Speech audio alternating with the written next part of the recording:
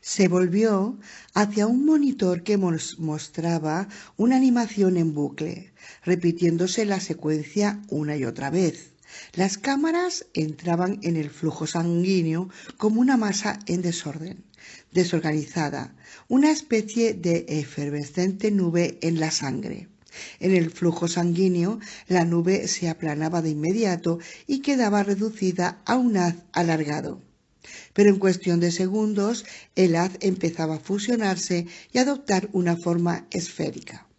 La forma se hacía cada vez más definida hasta que finalmente parecía casi sólida. Si esto les recuerda a un ojo real, hay razones para ello, dijo Julia. En Chimos imitamos explícitamente la morfología orgánica. Puesto que diseñamos con moléculas orgánicas, sabemos que, gracias a millones de años de evolución, el mundo que nos rodea contiene innumerables disposiciones moleculares viables. Así que las utilizamos. ¿No pretenderán inventar la rueda?, comentó alguien. Precisamente, o el globo ocular. Hizo una señal y la antena plana descendió hasta hallarse solo unos centímetros del sujeto. Esta antena potenciará la cámara y captará la imagen transmitida, dijo. La imagen, claro está, puede almacenarse digitalmente, reforzarse, manipularse o someterse a cualquiera de los procesos que es posible llevar a cabo con datos digitales. Ahora, si no hay más preguntas, empezaremos. Acopló una aguja a la jeringuilla y la clavó en un tapón de goma de catéter. Inicia la cuenta. 0.0. Allá vamos. Empujó el émbolo rápidamente. Como ven, lo hago deprisa, dijo. Nuestro procedimiento no requiere especial delicadeza. No hay riesgo de estropear nada. Si la microturbulencia generada por el flujo a través de la aguja daña los túbulos de unos cuantos miles de cámaras, no importa. Tenemos millones de sobra para hacer el trabajo. Retiró la aguja. ¿Bien? Por lo general tenemos que esperar unos 10 minutos para que se forme la esfera y pasado ese tiempo debería empezar a recibirse una imagen. Ah, parece que ya llega algo. Ahí está. La escena mostraba a la cámara avanzando a considerable velocidad por lo que parecía un campo de asteroides. Salvo que los asteroides eran glóbulos rojos, flexibles bolsas violáceas desplazándose por un líquido transparente, un poco amarillento. De vez en cuando surgía un glóbulo blanco mucho mayor, llenaba la pantalla por un instante y desaparecía. Lo que estaba viendo se asemejaba más a un videojuego que a una imagen médica. Julia, dije, esto es asombroso. A mi lado Julia se arrimó aún más y sonrió. Imaginaba que te impresionaría. En la pantalla, Julia decía: hemos entrado en una vena, así que los glóbulos rojos no están oxigenados. En este momento nuestra cámara se dirige al corazón. Verán ensancharse los vasos a medida que ascendamos por el sistema venoso. Sí, ahora nos acercamos al corazón. Vean las pulsaciones del flujo sanguíneo que resultan de las contracciones ventriculares. Así era. Veía la cámara detenerse, avanzar y detenerse otra vez. La grabación recogía el sonido de los latidos del corazón. En la camilla, el sujeto permanecía inmóvil, con la antena plana justo encima. Estamos llegando a la aurícula derecha y deberíamos ver la válvula tricúspide. Activamos los flagelos para reducir la velocidad de la cámara. Esa es la válvula. Estamos en el corazón.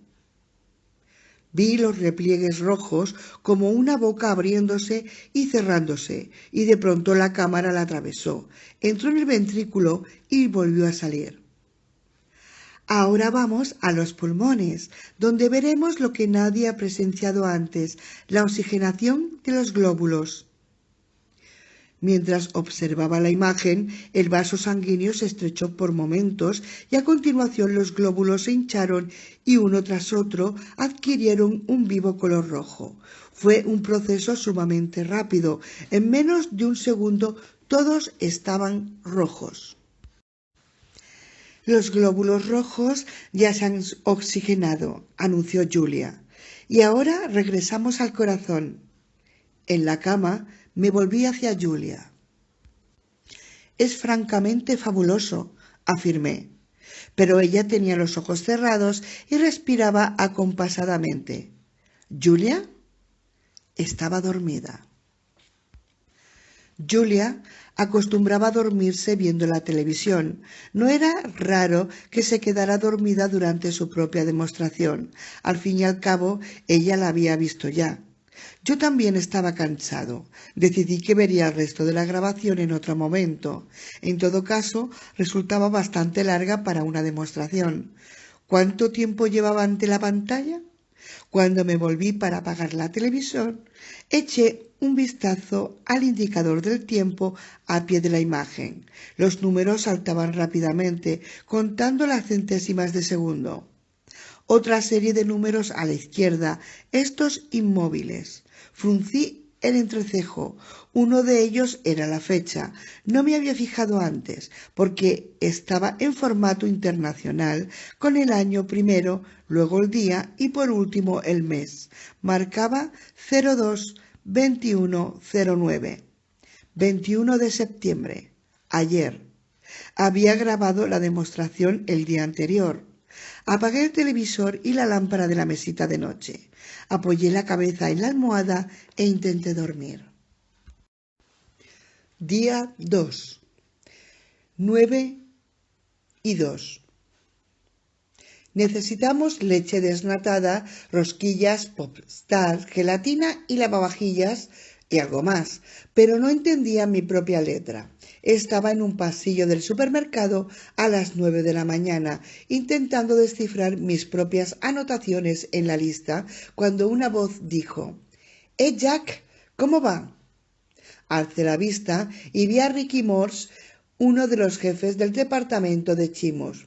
Hola, Ricky, ¿qué tal?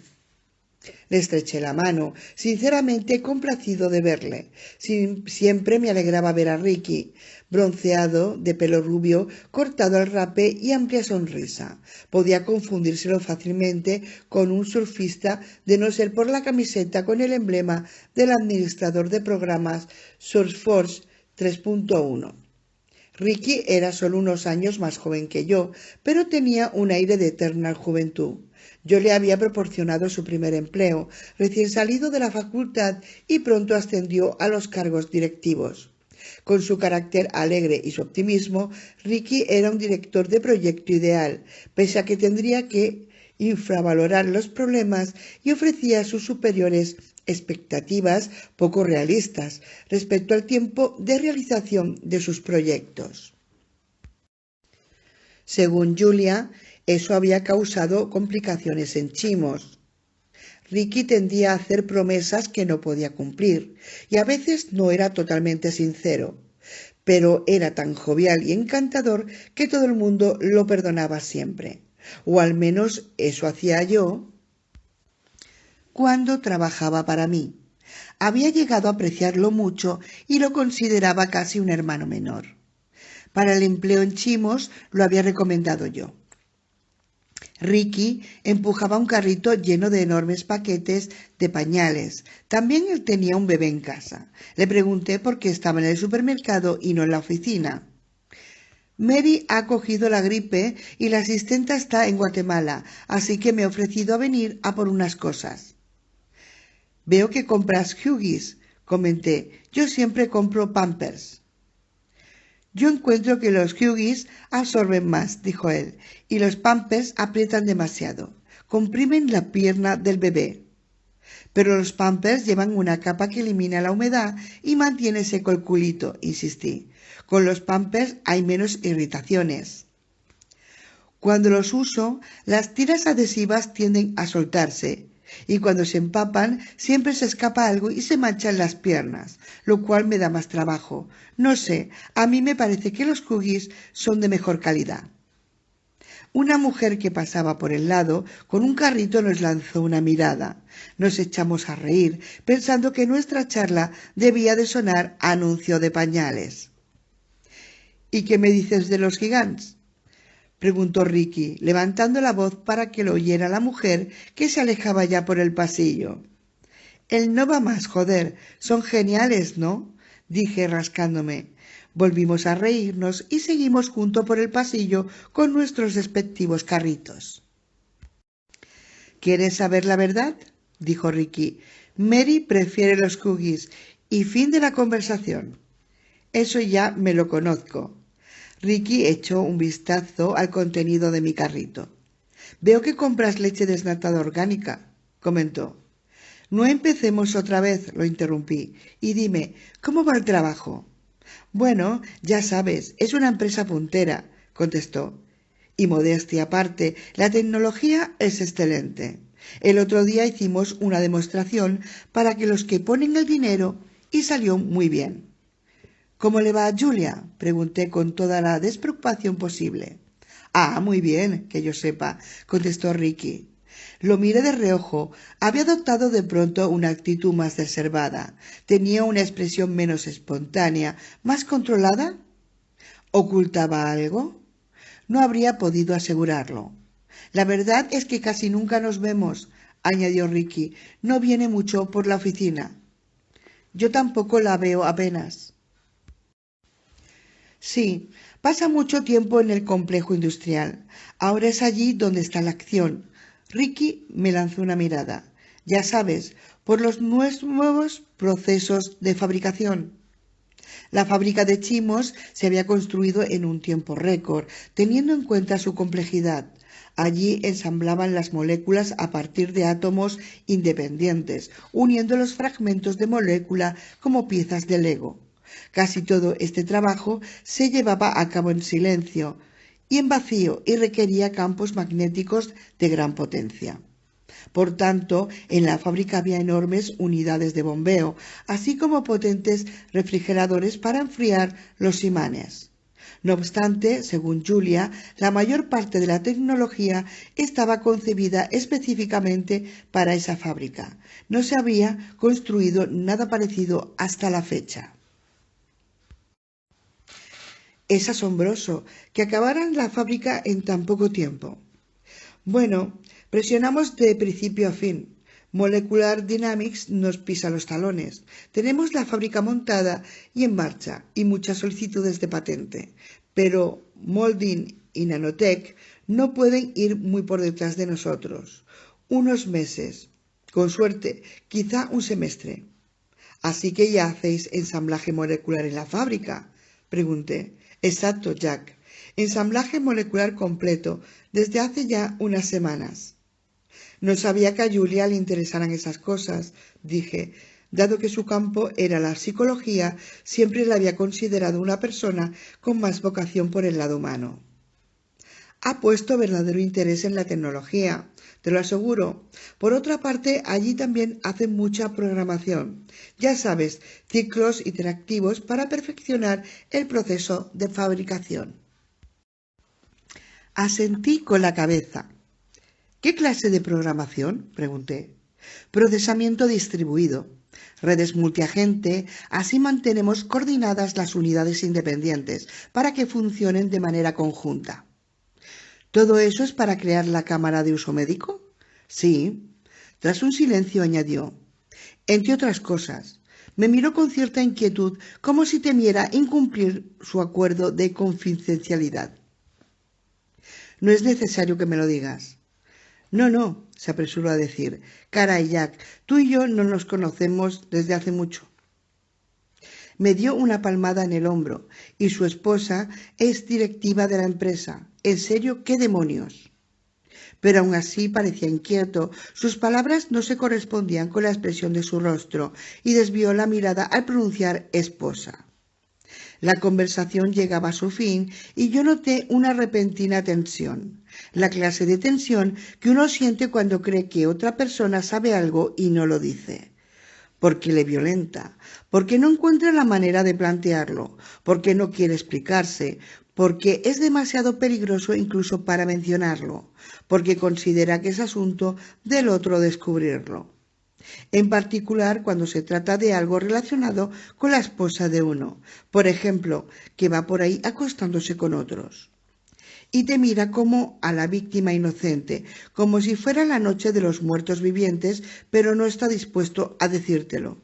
Por experiencia sé que los hombres nunca informan a otros hombres cuando saben algo acerca de sus esposas. Las mujeres, en cambio, siempre lo dicen a otras mujeres cuando se enteran de la infidelidad del marido. Así son las cosas. Pero yo estaba tan tenso que deseaba...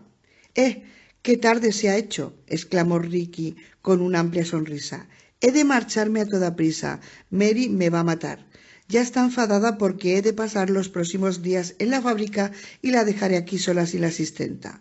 Se encogió de hombros. Ya sabes cómo es. Sí, lo sé. Buena suerte. Oye, cuídate. Nos dimos la mano, mascullamos otra despedida. Ricky dobló con su carrito al final del pasillo y desapareció. A veces uno es incapaz de pensar en las situaciones dolorosas, incapaz de concentrarse en ellas. El cerebro se escabulle, prefiere cambiar de tema. Era mi caso en ese momento. No podía pensar en Julia, así que empecé a dar vueltas a lo que me había dicho Ricky sobre la fábrica. Y decidí que probablemente tenía sentido, pese a que se contradecía con la opinión generalizada respecto a la nanotecnología. Entre los nanotecnólogos existía la arraigada fantasía de que en cuanto alguien descubriera cómo manufacturar a nivel atómico, ya todo sería coser y cantar.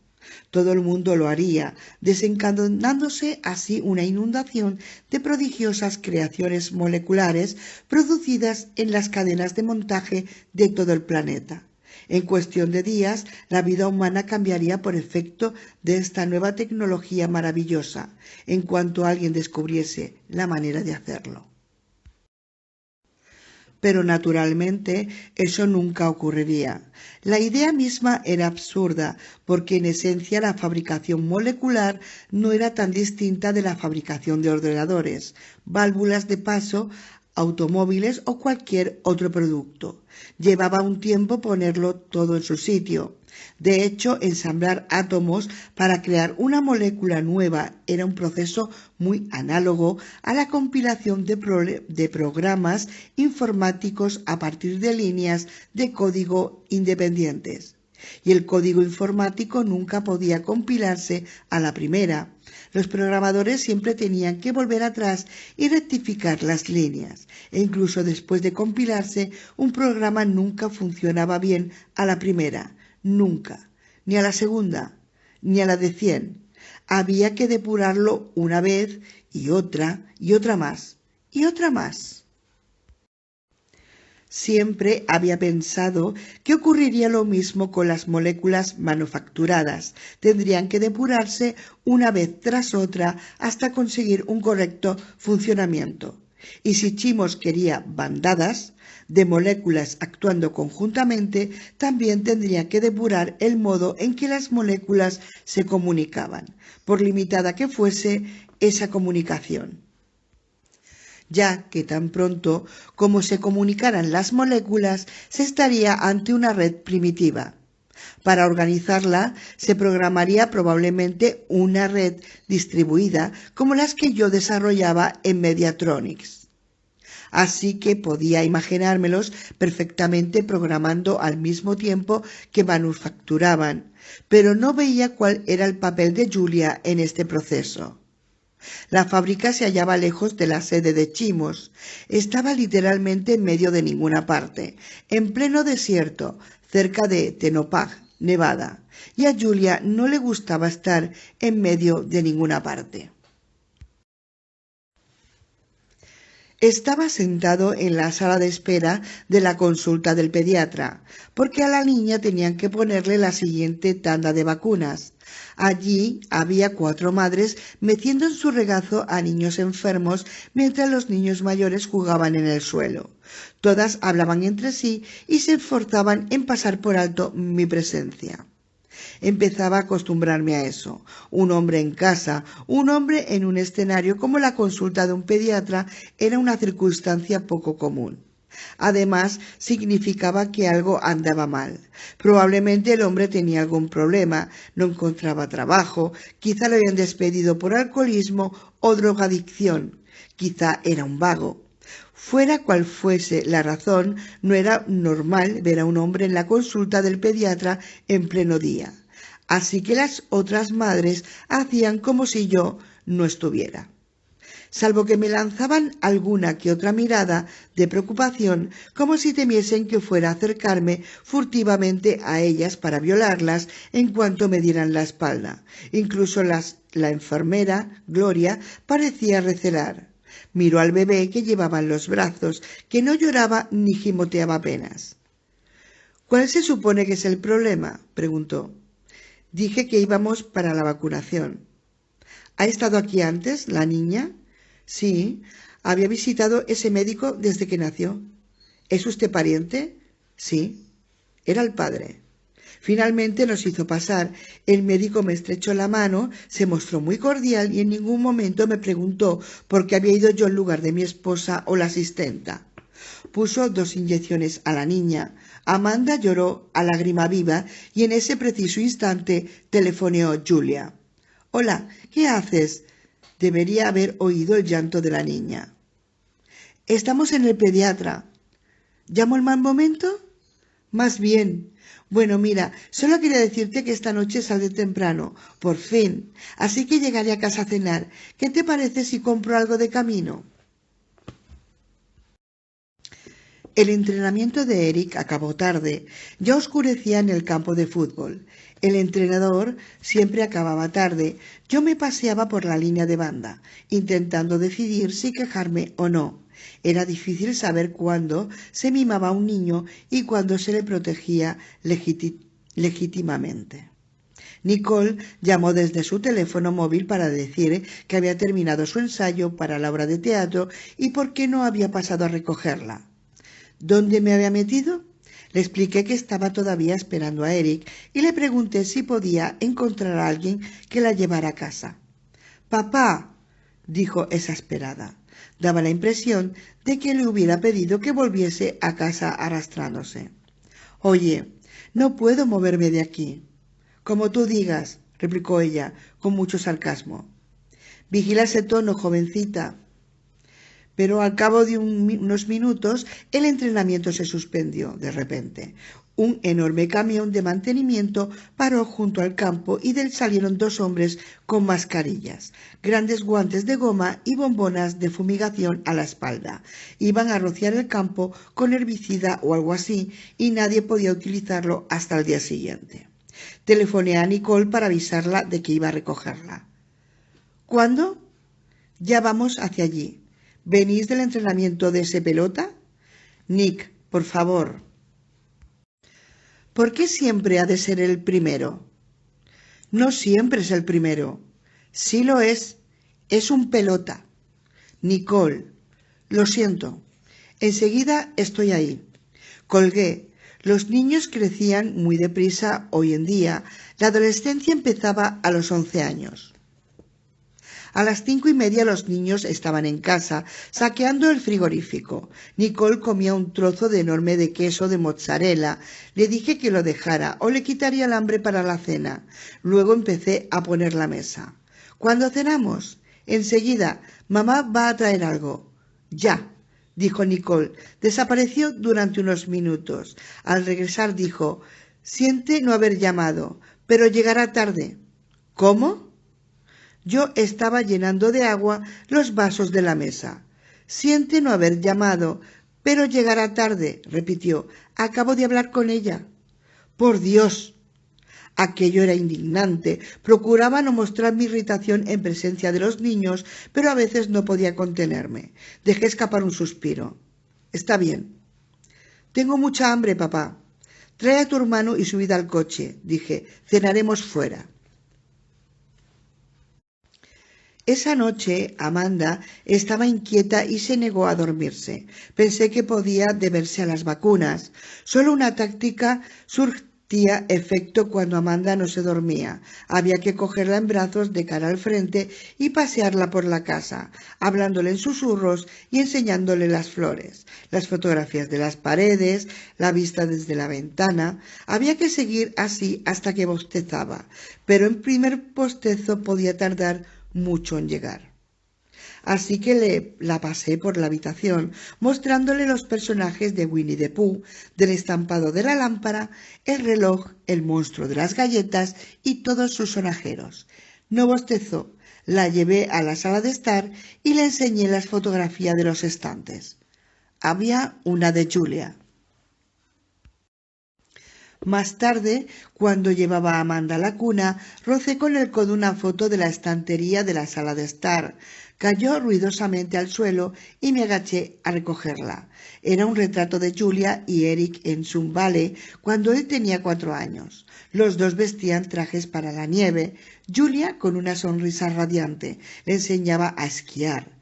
En la foto de al lado de Julia y yo aparecíamos en nuestro 10º aniversario de boda en Kona. Yo vestía una estridente camisa hawaiana y ella lucía una vistosa guirnalda de flores en torno al cuello, y nos besábamos al atardecer. Aquel fue un viaje maravilloso. De hecho, estábamos seguros de que Amanda fue concebida allí. Recuerdo que Julia llegó un día a casa del trabajo y dijo: «Cariño, ¿verdad que según tú los mai tais que bebimos eran peligrosos?» Yo contesté: «Sí». Y ella añadió: «Pues permíteme expresarlo así. Es una niña». Me sobresalté de tal modo que me atraganté con el refresco que estaba tomando y el líquido me subió a la nariz. Los dos nos echamos a reír. Luego una foto de Julia preparando magdalenas con Nicole. Esta, tan pequeña que, sentada en el mármol de la cocina, no llegaban los pies al borde. No debía de tener más de 1 año y medio. Nicole, con un ceño de concentración, empuñaba un cucharón colmado de masa, ensuciándolo todo, y Julia se esforzaba por no reír. Y una foto de una excursión en Colorado, Julia llevando de la mano a Nicole, que entonces contaba 6 años, y yo con Eric sobre los hombros, el cuello de mi camisa manchado de sudor, o de algo peor si no recuerdo mal aquel día. Eric tenía 2 años y aún llevaba pañal. Le parecía divertido taparme los ojos mientras íbamos por el camino. La foto de la excursión se había deslizado dentro del marco y estaba ladeada. Golpeé ligeramente el marco para intentar enderezarla, pero no se movió. Advertí que otras varias fotografías estaban descoloridas o la emulsión se adhería al cristal. Nadie se había molestado en cuidarlas. La niña gemoteó en mis brazos y se frotó los ojos con los puños. Era hora de acostarse. Dejé los retratos en el estante. Eran imágenes ajenas de otro tiempo más feliz, de otra vida. Me daba la impresión de que ya no tenían nada que ver conmigo. Todo había cambiado. El mundo había cambiado. Esa noche dejé la mesa puesta, un mudo reproche. Julia la vio al llegar a casa a eso de las 10. «Lo siento, cariño». «Sé que estabas ocupada», dije. «Lo estaba. Perdóname, por favor». «Te perdono. Eres el mejor». Me lanzó un beso desde el otro extremo de la sala. «Voy a ducharme». La observé mientras se alejaba por el pasillo. Se asomó a la habitación de la pequeña y de pronto entró. Al cabo de un momento oí sus susurros y los gorgoritos del bebé. En la habitación a oscuras tenía a la niña en brazos y le acariciaba la nariz con la punta de la suya. «Julia, ¿la has despertado?», dije. «No, ya estaba despierta, ¿verdad, tesoro? Estabas despierta, ¿verdad, chiquitina?». La niña se frotó los ojos con los puños y bostezó. Parecía evidente que la había despertado. Julia se volvió hacia mí en la oscuridad.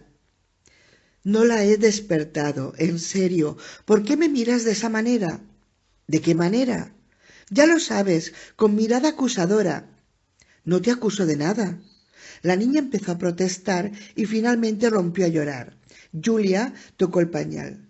Creo que se ha mojado, dijo, y dirigiéndose a la puerta, me la entregó. Hazlo tú, don perfecto.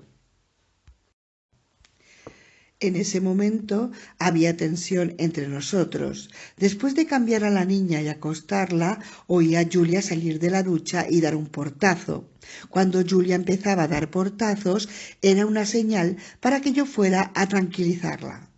Pero esa noche no me apetecía. Me molestaba que hubiera despertado a la niña y me molestaba su informalidad, diciendo que llegaría temprano a casa y no llamando siquiera para avisar de que se retrasaría. Temía que se hubiera vuelto tan informal porque su nuevo amor la distraía, o sencillamente ya no le importaba su familia. No sabía qué hacer con esa situación, pero no me apetecía aliviar la tensión que había entre nosotros. Me limité a dejar que diera portazos. Cerró la puerta corrediza del armario con tal fuerza que la madera crujió. Juró. Esa era la otra señal de que debía acudir corriendo. Regresé a la sala de estar y me senté. Cogí el libro que estaba leyendo y fijé la mirada en la página. Intenté concentrarme, pero no pude. Estaba furioso y oía su estrépito en el dormitorio. Si seguía así, despertaría a Eric y tendría que pararle los pies. Esperaba que el asunto no llegara tan lejos. Finalmente cesaron los ruidos. Probablemente se había acostado. Si era así, no tardaría en dormirse. Julia conciliaba el sueño sin problemas cuando discutíamos. Yo no. Yo permanecía despierto, paseándome colérico de un lado a otro, procurando serenarme. Cuando por fin me acosté, Julia dormía profundamente. Me deslicé entre las sábanas y me quedé hecho un ovillo en mi lado, lejos de ella. Era la 1 de la madrugada cuando el bebé empezó a llorar. Buscando a tientas la luz, tiré la radio despertador que se puso en marcha con música rock. Juré.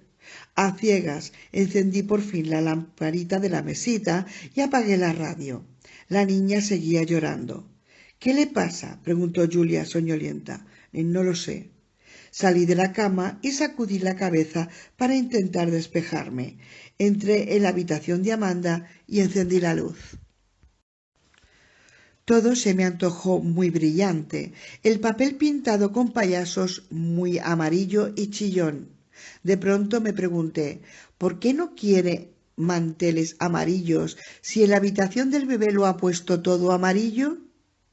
La niña estaba de pie en la cuna, sujeta a los barrotes y llorando desesperadamente, la boca muy abierta y la respiración entrecortada. Las lágrimas le resbalaban por las mejillas. Le tendí los brazos y ella se cogió a mí.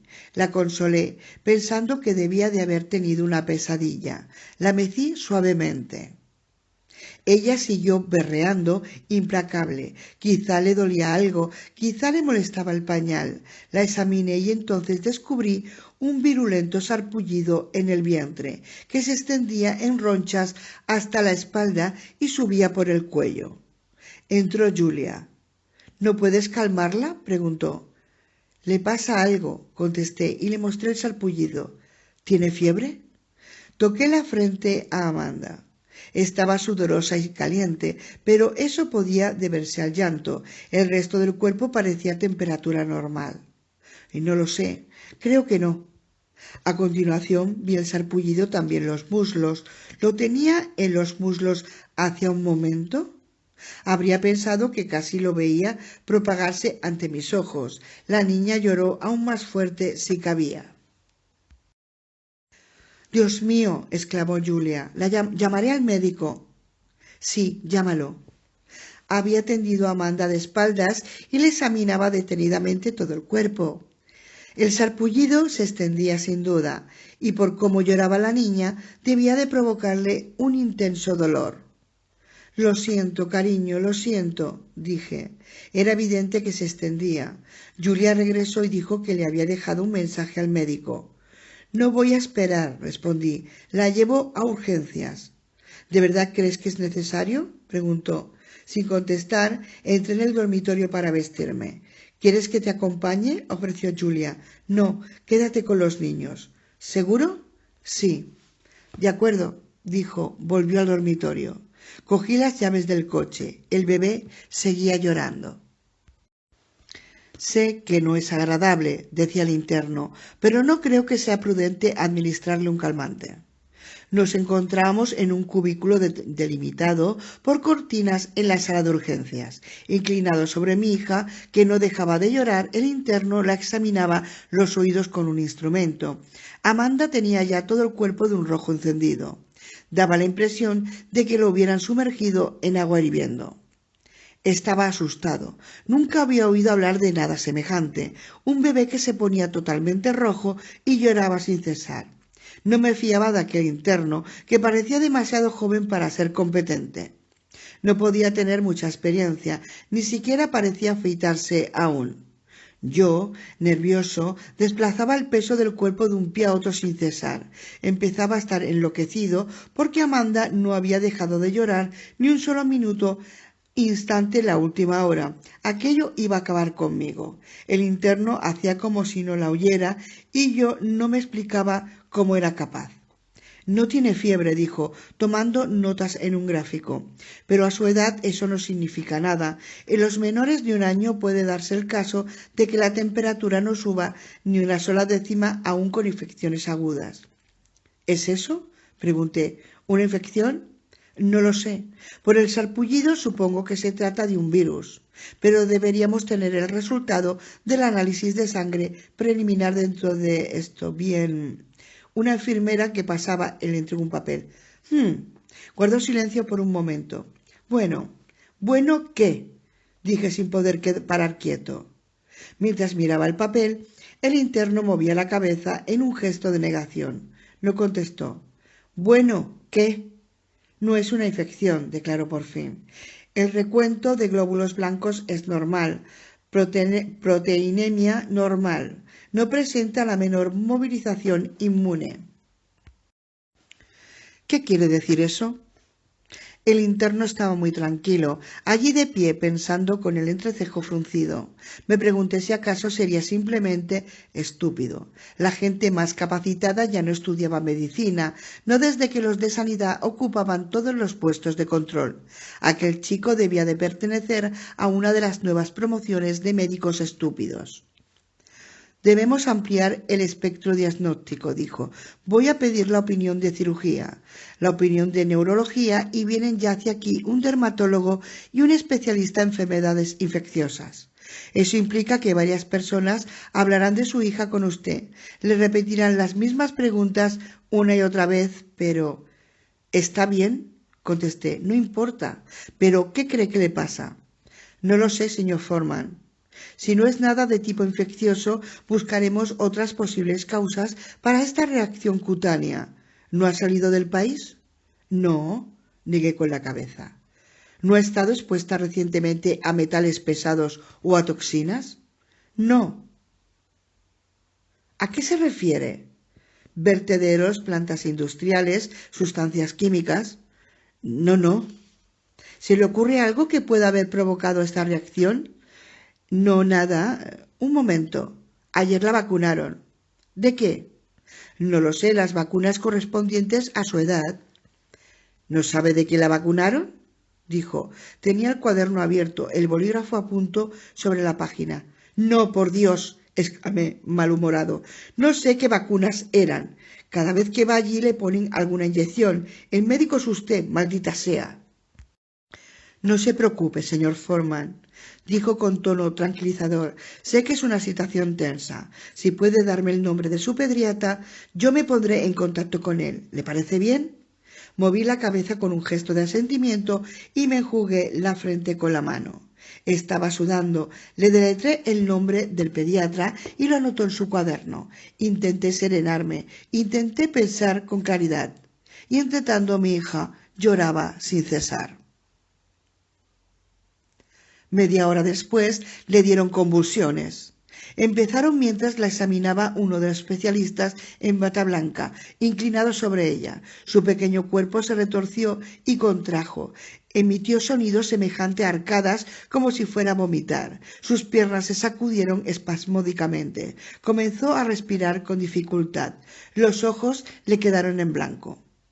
No recuerdo qué hice o dije entonces, pero entró un enorme auxiliar del tamaño de un jugador de rugby y sujetándome los brazos me llevó a empujones hasta un rincón del cubículo. Miré por encima de su enorme hombro mientras 6 personas apiñaban alrededor de mi hija. Una enfermera con una camiseta de Bart Simpson le clavaba una aguja en la frente. Empecé a vociferar y forcejear. El auxiliar gritaba algo ininteligible una y otra vez. Finalmente me di cuenta de que decía vena del cuero cabelludo. Me explicó que solo era para abrir una vía intravenosa porque la niña se había deshidratado. Ese era el motivo de las convulsiones. Oí hablar de electrolitos, magnesio, potasio. En todo caso, las convulsiones cesaron al cabo de unos segundos, pero Amanda siguió llorando. Telefoné a Julia. Estaba despierta. ¿Cómo sigue? Igual. ¿Aún llora? ¿Esa es ella? Oí a Amanda de fondo. Sí. Dios mío, gimió. ¿Han dicho qué le pasa? Todavía no lo saben. Oh, pobrecita. Han venido a examinarla unos 50 médicos. ¿Puedo hacer algo? No lo creo. Bien, tenme informada. De acuerdo. Estaré despierta. De acuerdo. Poco antes del amanecer, los especialistas reunidos anunciaron que la niña tenía una oclusión intestinal o un tumor cerebral y pidieron una resonancia magnética. El cielo empezaba a presentar un color gris claro cuando por fin la llevaron a la unidad de RM. La enorme máquina blanca se hallaba en el centro de la sala. La enfermera se dijo que la niña estaría más tranquila si le ayudaba a prepararla y le estiró el catéter del cuero cabelludo porque no podía ver objetos de metal durante la exploración. Un hilo de sangre bajó por la cara de Amanda hasta el ojo. La enfermera se la limpió. Amanda estaba ya sujeta con correas a la plataforma blanca que entraba en las profundidades de la máquina. Mi hija, aún llorando, miraba aterrorizada los aparatos. La enfermera me dijo que podía esperar en la sala contigua con el técnico. Entré en una sala con un panel de cristal a través del cual se veía la máquina de resonancia magnética. El técnico era extranjero, de piel oscura. ¿Qué edad tiene la niña? Esa niña, ¿no? Sí, niña, 9 meses. Unos buenos pulmones. Sí. Allá vamos. Manipulaba los mandos y cuadrantes sin prestar atención a mi hija. Amanda estaba ya dentro de la máquina. Sus sollozos sonaban débilmente por el micrófono. El técnico accionó un interruptor y se inició el tableteo de la bomba. Hacía mucho ruido, pero aún se oía el llanto de mi hija. Y de pronto el llanto se interrumpió. Se quedó callada completamente. Miré al técnico y la enfermera. El asombro se reflejaba en sus rostros. Todos pensamos lo mismo. Algo horrible habría ocurrido. El corazón se me aceleró. El técnico desconectó las bombas de inmediato y entramos apresuradamente en la otra sala. Mi hija yacía allí, aún sujeta con las correas, respirando con esfuerzo, pero en apariencia bien. Parpadeó lentamente, como si estuviera aturdida. Tenía ya la piel de un rosa mucho más claro, con zonas de color normal. El sarpullido perdía intensidad por momentos ante nuestros ojos. «¡No es posible!», exclamó el técnico. En la sala de urgencias no querían dejar marcharse a Amanda. Los cirujanos opinaban aún que tenía un tumor o un grave problema intestinal y preferían quedársela allí en observación, pero el sarpullido seguía remitiendo gradualmente. A lo largo de la siguiente hora el color rosa se fue apagando hasta desaparecer por completo. Nadie entendía qué había ocurrido y los médicos estaban incómodos. Amanda volvía a tener el catéter en una vena del cuero cabelludo, pero esta vez al otro lado de la frente. Sin embargo, aceptó un biberón y lo engulló vorazmente mientras la sostenía, observándome con la habitual mirada hipnótica de las tomas. Se la notaba francamente bien. Se durmió en mis brazos. Permanecí allí sentado durante una hora y luego insistí en que debía volver con mis hijos, debía llevarlos al colegio. Y poco después los médicos anunciaron un nuevo triunfo de la medicina moderna y se mandaron a casa con Amanda. La niña durmió profundamente todo el camino y no despertó cuando la saqué de la sillita. El cielo nocturno clareaba cuando recorrí con ella el camino de acceso entre la casa. Día 3. 6 y 7. La casa estaba en silencio. Los niños seguían dormidos. Entonces encontré a Julia en el comedor, contemplando el jardín trasero con las ventanas. Se oía el sisero y los chasquidos de los aspersores en marcha. Julia tenía una taza de café en las manos y permaneció inmóvil. «Hemos vuelto», dije. Ella se volvió. «¿Está bien la niña?» Le tendí el bebé. «Eso parece». Gracias a Dios. Estaba muy preocupada Jack, pero no tocó a Amanda, ni se acercó siquiera. Estaba muy preocupada. Hablaba con una voz extraña, remota. En realidad su tono no parecía preocupado, sino formal, como el de alguien que recitara las frases rituales de una cultura que no comprendía. Tomó un sorbo de café. «No he podido dormir en toda la noche», dijo. «Estaba muy preocupada. Me sentía muy mal. Dios mío». Me dirigió la mirada, pero la desvió al instante. Su sentimiento de culpabilidad era evidente. «¿Quieres cogerla?» Julia movió la cabeza con un gesto de negación y señaló la taza de su mano con la barbilla. «Ahora no. He de salir a echar un vistazo a los aspersores. Están encharcando los rosales». Y se fue al jardín. La observé salir y quedarse examinando los aspersores. Me lanzó una mirada y luego simuló comprobar la caja de los temporizadores de la pared. Abrió la tapa y echó una ojeada dentro. No lo entendí. Los jardineros habían ajustado los temporizadores de riego la semana anterior. Quizá no lo habían hecho correctamente. Amanda gimoteó en mis brazos. La llevé a su habitación para cambiarla y la dejé en la cuna. Cuando volví, Julia estaba en la cocina, hablando por su teléfono móvil. Ese era otro de sus nuevos hábitos. Ya no utilizaba el teléfono de la casa, usaba el móvil. Cuando le pregunté al respecto, contestó que era mucho más cómodo porque muchas llamadas eran conferencias y la empresa pagaba las facturas del móvil. Me aproximé lentamente, caminando por la alfombra. La oí decir: «Sí, maldita sea, claro que sí, pero ahora debemos andar con cuidado». Alzó la vista y me vio. Cambió de tono inmediatamente. «De acuerdo, oye, Carol, creo que podemos resolver ese asunto en una llamada a Frankfurt. Envía luego un fax con los detalles e infórmame de su respuesta, ¿entendido?» Y cerró bruscamente el móvil. Entré en la cocina. «Jack, lamento irme antes de que se levanten los niños, pero ¿tienes que irte?» «Sintiéndolo mucho, sí. Ha surgido un imprevisto en el trabajo». Consulté mi reloj. Eran las 6:15. «Está bien. Entonces los niños». «Claro, yo me ocuparé de todo. Gracias, luego te llamaré». Y se marchó. Estaba tan cansado que no pensaba con claridad. El bebé aún dormía y con suerte dormiría varias horas más. María, la asistenta, llegó a las 6:30 y sacó los tazones para el desayuno. Los niños comieron y los llevé en el coche al colegio. A duras penas conseguí mantenerme despierto. Bostecé.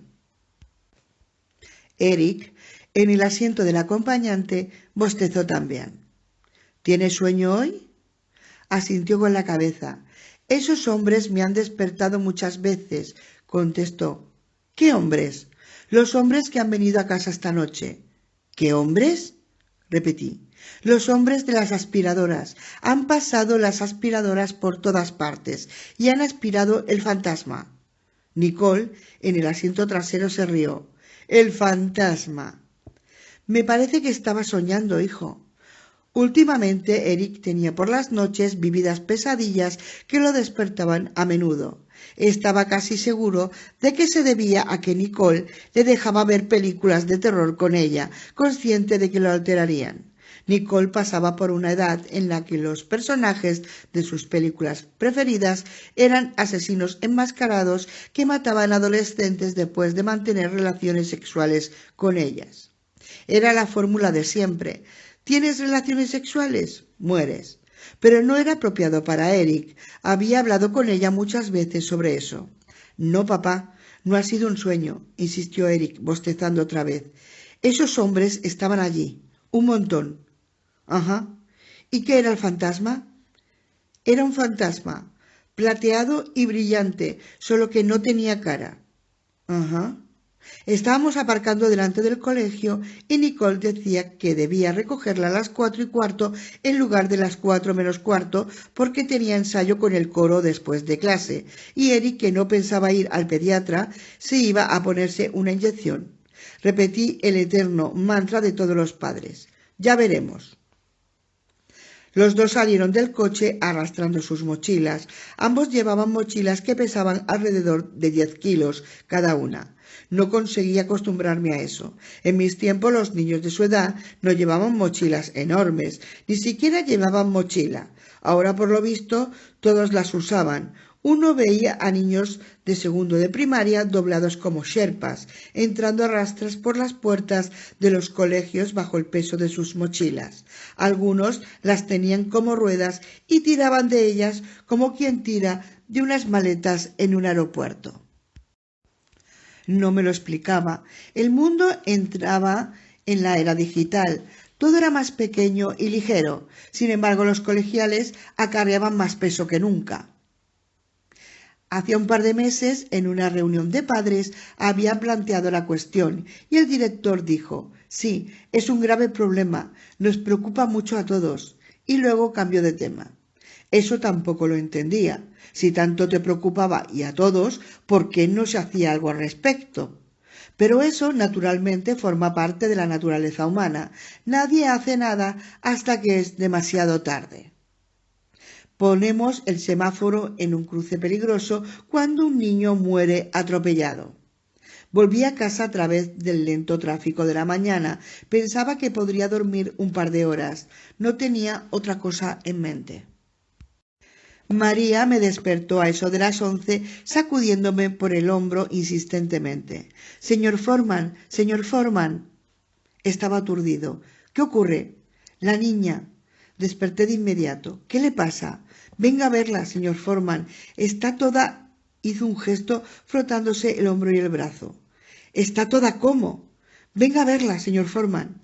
Tambaleándome, me levanté de la cama y fui a la habitación de la niña. Amanda estaba de pie en la cuna, agarrada a los barrotes. Brincaba y sonreía alegremente. Todo parecía normal, salvo por el hecho de que tenía el cuerpo de un uniforme color azul violáceo, como un enorme moratón. «¡Dios mío!», exclamé. No resistiría otro episodio en el hospital. No resistiría más médicos en bata blanca que no decían nada. No resistiría que volviera a asustarme de aquella manera. Aún no me había recuperado de la noche anterior.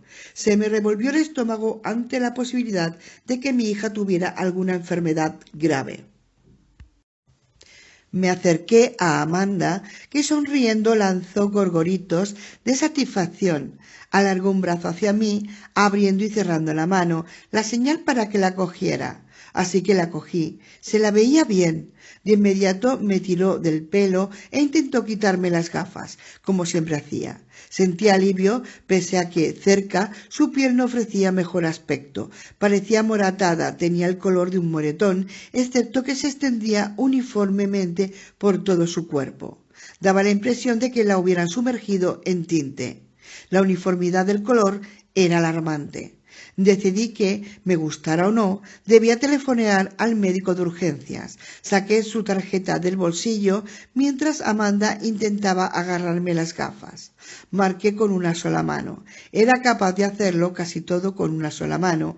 El propio médico atendió en el acto. Pareció sorprenderse.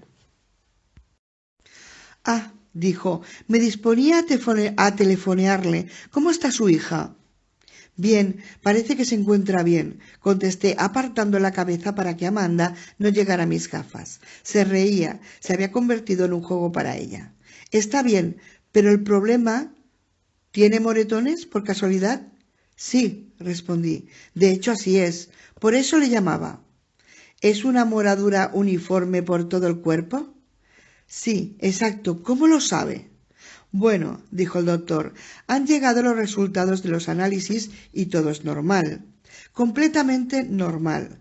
Una niña sana. Solo nos faltaba la resonancia magnética, pero la máquina está averiada. Dicen que tardarán unos días». No podía seguir esquivando los manotazos de Amanda, así que la dejé en la cuna mientras hablaba. Eso no le gustó, naturalmente, e hizo un puchero, dispuesta a llorar. Le di el monstruo de las galletas y se sentó a jugar con él. Sabía que el muñeco servía para unos 5 minutos. «En todo caso», seguía el médico, «me alegra oír que está bien». Dije que a mí también me alegraba. Se produjo un silencio. El médico tosió. «Señor Foreman, he visto que en el formulario de ingreso en el hospital ponía que su profesión es ingeniero de software». «Así es». «¿Significa eso que trabaja en algún proceso de fabricación?» «No, me dedico al desarrollo de programas». «¿Y dónde trabaja?» «En Silicon Valley». «¿No trabaja en una fábrica, por ejemplo?» «No, trabajo en una oficina».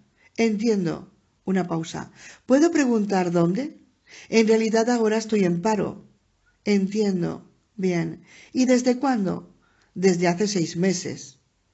«Entiendo». Un breve silencio. «Bueno, nada. Solo quería aclarar este punto». «¿Por qué?» pregunté. «¿Cómo dice?» «¿Por qué me pregunta eso?» «Ah, viene en el formulario». «¿Qué formulario?» dije. «Rellené todos los formularios en el hospital». «Este es otro formulario», respondió. «Una encuesta del Departamento de Sanidad». ¿A qué viene todo esto? Se nos ha informado de otro caso muy parecido al de su hija. ¿Dónde? En el Hospital General de Sacramento. ¿Cuándo? Hace 5 días, explicó el médico, pero se trata de una situación muy distinta. El otro afectado era un naturista de 42 años que dormía al aire libre en las sierras, un especialista en flores silvestres. Tenía que ver con una determinada clase de flor o algo así. La cuestión es que lo hospitalizaron en Sacramento y su caso presentó la misma evolución clínica que el de su hija: aparición repentina y sin causa aparente, reacción eritematosa, con dolor. ¿Y el proceso se interrumpió con la resonancia magnética? «No sé si hubo resonancia magnética», respondió, «pero aparentemente este síndrome, sea lo que sea, es autolimitado. Aparición brusca y final súbito». ¿Está bien ahora el naturalista? «Está perfectamente. Un par de días amoratado y nada más». «Bueno, me alegra oírlo». «Pensaba que le interesaría saberlo», dijo, y añadió que posiblemente volvería a telefonearme para hacerme más preguntas y quiso saber si no tenía inconveniente. Le contesté que podía llamar cuando quisiera. Me pidió que le avisara si se producía alguna novedad en el estado de Amanda. Le aseguré que así lo haría y colgué. Amanda había dejado el monstruo de galletas y estaba de pie en la cuna, sujetándose a la barandilla con una mano y tendiendo hacia mí la otra, agarrando el aire con sus deditos. La cogí y al instante me quitó las gafas. Intenté recuperarlas mientras ella chillaba de satisfacción. «Amanda». Pero ya era demasiado tarde. Las tiró al suelo. Parpadeé. Sin gafas veo muy mal. Aquellas eran de montura metálica y difíciles de ver en ese momento. Con la niña en brazos me arrodillé y recorrí el suelo en círculos con la mano esperando tocar cristal. No las encontré. Entorné los ojos, avancé un poco y volví a buscar a tientas. Todavía nada. Entonces vi un destello debajo de la cuna. Dejé a la niña en el suelo, me deslicé bajo la cuna, cogí las gafas y me las puse. Al hacerlo me golpeé la cabeza contra la cuna y volví a agacharla. Y casualmente fijé la mirada en la toma de corriente de la pared. Había una pequeña caja de plástico conectada. La desenchufé y la examiné. Era un cubo de 5 centímetros de lado, un amortiguador de onda en apariencia, un producto comercial corriente fabricado en Tailandia. Los voltajes de entrada y salida estaban grabados en el plástico. En la parte inferior llevaba una etiqueta blanca con un código de barras y un rótulo donde se leía Propiedad SSVT. Era uno de esos adhesivos que las empresas colocan en su material. Di vueltas al cubo en la mano. ¿De dónde había salido? Me ocupaba de la casa desde hacía 6 meses. Sabía que había dónde. Y desde luego Amanda no necesitaba un amortiguador de onda en su habitación. Solo era necesario para equipo electrónico delicado como los ordenadores. Me levanté y eché un vistazo alrededor para ver qué había cambiado en la habitación. Para mi sorpresa, advertir que todo había cambiado, pero solo un poco. La lamparilla nocturna de Amanda tenía personajes de Winnie the Pooh en la pantalla. Yo siempre dejaba a Tiger en la dirección a la cuna, porque era el preferido de la niña. Ahora el llore estaba de cara a la cuna. La tabla del cambiador de Amanda tenía una mancha en una esquina. Yo siempre dejaba la mancha en el ángulo inferior izquierdo. Ahora estaba en el ángulo superior derecho. Yo dejaba las cremas hidratantes en la repisa a la izquierda, fuera de su alcance. Ahora estaban demasiado cerca. Ella podía cogerlas. Y había otros detalles. La asistenta entró detrás de mí. María, dije, ¿has limpiado esta habitación? No, señor Foreman, pero hay cosas cambiadas. Ella echó una ojeada alrededor y se encogió de hombros. No, señor Foreman, todo está igual que siempre. No, insistí, está cambiada. Señalé la pantalla de la lamparita, la tela del cambiador. Eso ha cambiado. María volvió a encogerse de hombros. Si usted lo dice, señor Foreman. Percibí su expresión de desconcierto. O no me entendía o pensaba que me había vuelto loco. Y probablemente parecía un tanto loco, un adulto obsesionado por una pantalla de Winnie the Pooh. Le mostré el cubo. ¿Había visto esto antes? Negó con la cabeza. No. Estaba debajo de la cuna. No lo sé, señor Foreman. Lo inspeccionó dándole la vuelta.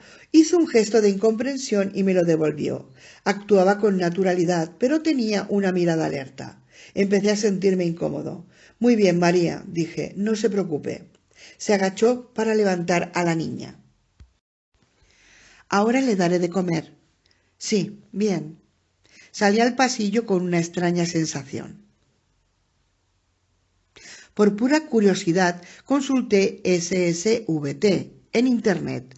Encontré enlaces del templo de Sri Siva Vishnu, el centro de instrucción de la Waffen SS en Königsberg, objetos nazis en venta, subsistemas Sample Display Technology, Sur Shore Vocational Technology School, Optical Maritime Cryostat System, Solid Surfacing Veneer Tiles, para suelos domésticos, un grupo musical llamado Slingerborg Venus y la Federación de Tiro Suiza, y a partir de ahí iba de mal en peor.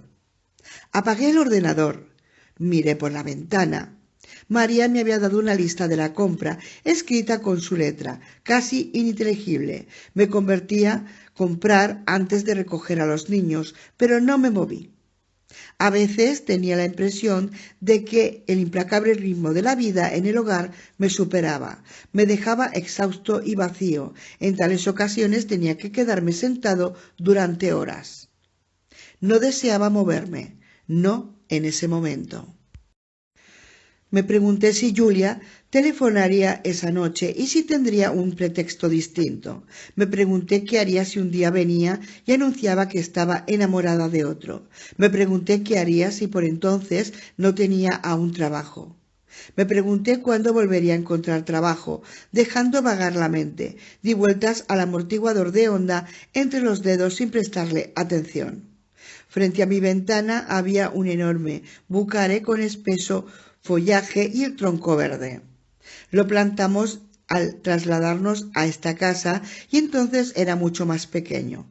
Naturalmente lo hicieron los jardineros, pero estábamos todos presentes. Nicole jugaba con su pala y su cubo de plástico.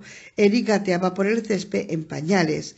Julia, recurriendo a sus encantos, había convencido a los jardineros para que se quedaran a acabar el trabajo pese a ser ya tarde. Cuando se marcharon, la besé y le quité un poco de tierra de la nariz. Dijo: algún día dará sombra a toda la casa. Finalmente no fue así. Durante una tormenta se rompió una rama y después creció ya un poco daleado. El bucar es un árbol de madera blanda. Las ramas se parten con facilidad. Nunca creció lo suficiente para dar sombra a toda la casa. No obstante, conservaba un vívido recuerdo de aquel momento, mirando por la ventana. Nos vi a todos de nuevo en el jardín, pero era solo un recuerdo y temía que ya no se correspondiera con la realidad.